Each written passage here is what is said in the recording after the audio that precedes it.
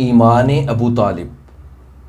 حضرت جعفر صادق سے مروی ہے کہ ابو طالب کی مثال اصحاب کہف جیسی ہے، کہ جیسے اصحاب کہف دل میں تو ایمان رکھتے تھے لیکن ظاہراً شرک کرتے تھے، اس لیے خدا تعالیٰ نے ان کو 2 اجروں سے نوازا تھا۔ حوالہ ترجمہ شیعہ مقبول صفحہ 469۔ دیکھیے، اہل تشیع کے نزدیک بھی ابو طالب مشرک تھے۔ باقی ان کا یہ کہنا کہ اصحاب کہف ظاہراً کچھ تھے اور باطناً کچھ تھے، یہ بالکل غلط اور من گھڑت ہے، کیونکہ اصحاب کہف ظاہراً بھی موحد تھے اور باطناً بھی موحد تھے۔ بخاری، مسلم، نسائی اور مسند احمد میں ہے کہ جب آپ صلی اللہ علیہ وسلم نے اپنے چچا ابو طالب سے کہا کہ کلمہ پڑھ لیجئے، تو ابو جہل اور عبداللہ بن امیہ نے کہا کہ تم عبد المطلب کی ملت چھوڑتے ہو، تو ابو طالب نے کلمہ پڑھنے سے انکار کر دیا اور کہا علی ملتی عبد المطلب۔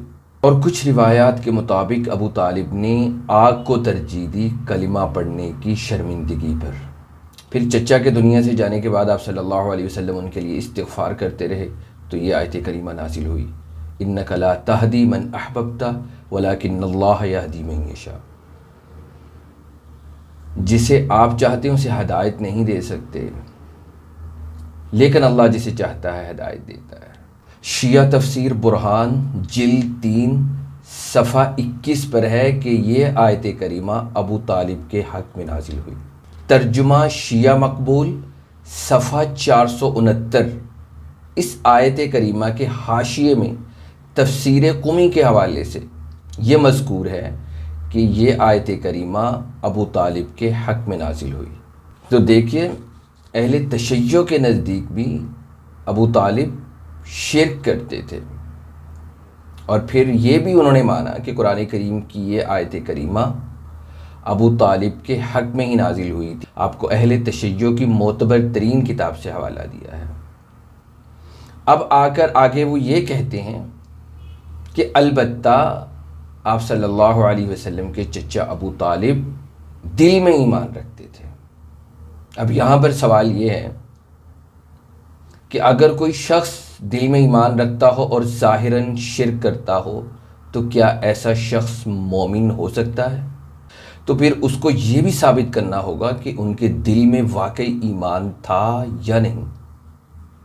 اب یہ تو ان کو ہی پتہ ہے نا، ان کو پتہ ہے، اللہ جل شانہ کو اس بات کا علم ہے، باقی تو کوئی بھی نہیں جانتا، وہ بھی ثابت نہیں کیا جا سکتا، کیونکہ اگر اس کو دلیل بنائیں گے تو ایسے تو کل کوئی اٹھ کر ابو جہل کے بارے میں بھی کہہ دے گا کہ ابو جہل دل میں ایمان رکھتا تھا، تو پھر کیا جواب دیں گے؟ کوئی جواب ہے آپ کے پاس؟ کسی اور کافر کے بارے میں بھی یہ کہہ دیں گے کہ وہ دل میں ایمان رکھتے تھے، تو اس طرح ان کو بھی مومن کہنا شروع کر دیں گے۔ کوئی دعویٰ کرتے ہیں، کوئی بات کرتے ہیں، اس کے پیچھے کوئی دلیل ہونی چاہیے نا، تو دلیل کیا ہے؟ اس میں کوئی شک نہیں ہے کہ آپ صلی اللہ علیہ وسلم کے چچا ابو طالب نے آپ صلی اللہ علیہ وسلم کا اس وقت ساتھ دیا جب کفار مکہ کے عمائدین، بڑے بڑے سردار، بلکہ سبھی دشمن تھے۔ ان کی خدمات اور آپ صلی اللہ علیہ وسلم کے حق میں کھڑے ہونا اور ان کی طرفداری اور حمایتوں کا انکار نہیں ہے، لیکن مسئلہ یہ ہے کہ ابو طالب کا ایمان ثابت نہیں ہے، تو کیوں ضد کر رہے ہیں؟ اور وہ بھی اہل تشیع کی اپنی کتابوں سے، تو ثابت نہیں ہے ہی نہیں، تو ثابت کہاں سے کریں گے؟ بس اتنا کہتے ہیں کہ دل میں ایمان تھا، اور دل میں ایمان کہنے سے تو ایسے تو جتنے بھی اب تک کافر آئے ہیں ان کے بارے میں کہیں گے تو کیا ان کا ایمان ثابت ہو جائے گا؟ جن کا ایمان ثابت ہے اس کو تسلیم نہیں کرتے، اور جن کا ثابت نہیں ہے اس پر ضد کر رہے ہیں۔ کیا اسلام کو مذاق بنایا ہوا ہے؟